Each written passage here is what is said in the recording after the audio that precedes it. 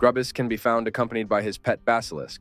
Having the raid use nature protection potion can help during the fight. The Grubbis fight starts with a short gauntlet-style fight. A mix of trogs will spawn in small waves, followed by poison clouds. You should kite the trogs into the poison clouds. This causes the poison clouds to explode and kill the trogs and then despawn. After a few waves, Grubbis spawns alongside his basilisk pet, Chomper. Let the main tank hold aggro on the boss, while a melee damage dealer takes care of Chomper. Make sure to move the boss away from the green clouds as they buff him when he gets hit by them. Kill the boss. Viscous Fallout is the second boss encountered in Gnomeregan. Clear the adds around the boss and pull the boss to a safe spot away from the desiccated fallout bindings on the ground. The boss will spawn 3 irradiated goo that move towards the bindings. Make sure to kill them as soon as possible, or they will spawn desiccated fallout, causing raid-wide damage that must be dealt with. Additionally, the boss spawns clouds underneath him. Ensure the boss is moved away from these clouds to prevent damage to your tank and melee players. Kill the boss. Although this seems like a complicated boss, it's mostly just personal basic responsibility. The boss will initially throw out 2 gears onto the floor using gear toss, which you must dodge as they can knock the players off the platforms and kill them. Occasionally, the boss will shoot out a frontal Gnomeregan smash, which targets a player and shoots a large projectile that will knock back and kill mainly via fall damage. This can easily be dodged by looking at the boss's feet to see where he's facing, since the upper half of the body can be facing elsewhere. Towards the end of the fight, 30%. The boss will also be able to cast the Claw, which will target a random player and dash to grab them and do significant damage. Healers should pay attention to it and keep the player alive through the initial damage and follow up. Kill the boss. This is a boss that requires some coordination. To begin with the easy part, for tanking it's just tank and spank. This fight only requires 1 tank. The main mechanic of this fight comes from static arc. This ability does a chain lightning cast on a player and it bounces twice, hitting a total of 3 players. These get debuffed and cannot be hit by it again. Twice in a row, or the 500% damage increase will kill them. The way to deal with it is to have 2 pre-assigned groups be moving in and out of close proximity to the boss in order to soak every other static arc. Doing this will make the mechanic safe. Lastly, Magnetic Pulse is an ability that must be respected by everyone. If targeted, the player must move out to an empty space or pre-assigned spot in order to avoid damaging other players as well. Just be aware that if targeted, the player should not by any means ever be further away from the boss than the group's soaking static arc, otherwise you'll get targeted. Repeat this, and you should be able to kill the boss. The Mechanical Menagerie is the 5th boss encountered in Gnomeregan. All 4 of the bosses must be defeated simultaneously. Otherwise, they will begin repairing and respawn again. The chicken, squirrel, and whelp must be tanked, meaning it requires at least 2 tanks. A tank on the chicken, which deals the most damage, and a tank on the whelp and squirrel to spread damage evenly between the 2. There are red buttons, as shown in the picture. Press them to trade health for mana if you are low on mana. The sheep, instead of being tanked, targets a player and slowly moves towards them.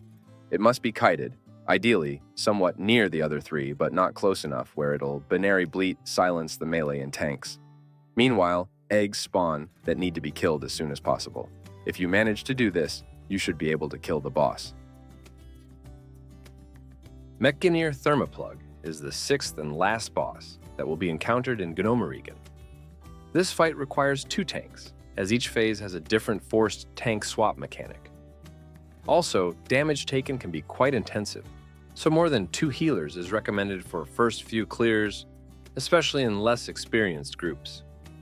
Throughout the fight, the 6 pillars around the boss arena will occasionally activate and spawn in bombs, if different types depending on the current phase. These pillars must be turned off by clicking the red button, 2 on their right side. There's a few different ways to deal with this mechanic.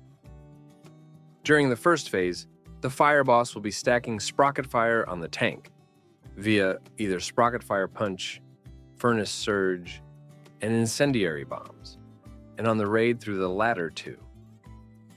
Furnace surge can be avoided entirely even by the tank by running directly away from the boss while it does its frontal. Between 5 and 7 stacks, the off-tank should taunt and pick up the boss, until the main tank's sprocket fire runs out. At 50% health, this phase will end. The boss will return to the center, and the next phase will begin. During the second phase, the Frost boss will be stacking freezing on the raid via coolant discharge and frost bomb, and on the tank via supercooled smash. This debuff can be dispelled, meaning one tank can handle the boss the entire phase, without worrying about getting frozen solid. Make sure to keep the tank and the raid below 9 stacks, because during the 10th, it will freeze the target, and when coolant discharge is cast, it'll causes a raid wipe. At 50% health, this phase will end. The boss will return to the center, and the next phase will begin. During the third phase, the nature boss will be stacking radiation sickness on the raid via radioactive bomb, and on the tank through hazardous hammer. These stacks should be either dispelled or at least kept low. Otherwise, when the toxic ventilation gets casted, it'll have massive AOE damage. Toxic ventilation can be interrupted, but the lack of a cast bar can make it more challenging than normal. So those with kicks should pay close attention. At 50% health, this phase will end. The boss will return to the center, and the next phase will begin. During the fourth phase, STX-99XD will spawn and have all of the abilities mentioned above. Although it sounds chaotic, it makes each individual mechanic somewhat easier to deal with, since none of the 3 stacks will be major concern, as long as you continue dealing with the bombs. And remember the previous basic mechanics. This boss has half the health of the previous 3 bosses, but actually dies once it reaches 0%. I hope you enjoyed this guide. If you have made it this far, please like the video and leave a comment. Subscribe to the channel. I hope to see you again